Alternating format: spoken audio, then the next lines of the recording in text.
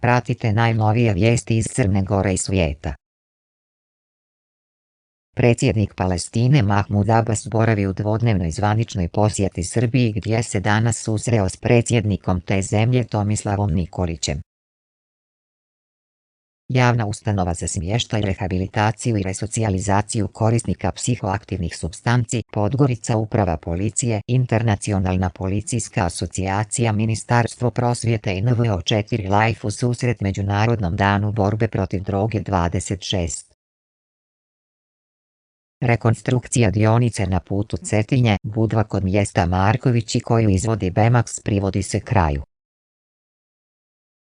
Policija u Italiji, Španiji i Poljskoj uhapsila je 49 članova internet bande koji su osumnjičeni za krađu 6,7 miliona eura.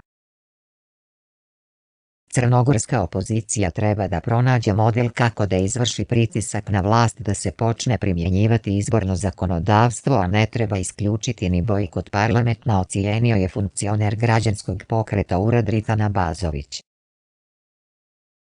Udruženje žrtava i svjedoka genocida i udruženje Pokret Majke Enklave Srebrenice i Žepa podnijelo je krivičnu prijavu protiv Milorada Dodika, predsjednika Republike Srpske, zbog krivičnog djela izazivanja narodnosne, rasne i vjerske mržnje, razdora ili netrpeljivosti iz člana 163.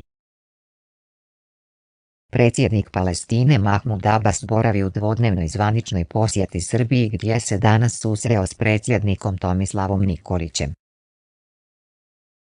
Predsjednik opštine Bar Zoran Srzentić i gradonačelnik kineskog grada Ningbo Aluzijom potpisali su memorandum o razumijevanju i uspostavljanju prijateljskih odnosa i saradnje između ta dva grada. Ukrajina se bori protiv ruske agresije na Krimu i u regionu Donjecka, ali i protiv unutrašnjeg neprijatelja korupcije koja je naslijeđena iz sovjetske prošlosti.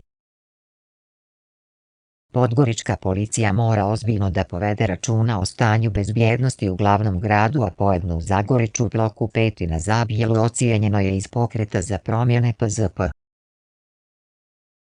Savjet Agencije za elektronske medije AEMA raspisao je konkurs za raspodjelu 130.000 eura fonda AEMA za pomoć komercijalnim radioemiterima.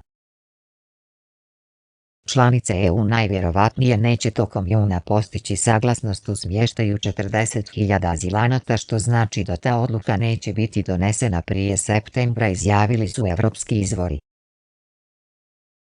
Fotografija koju je Srpska pravoslavna crkva SPC objavila kao dokaz da se u muzeju Nikole Tesle odvijaju satanistički rituali nastala je na festivalu Resonate 14. Opširnije na portalu www.crna.gore.me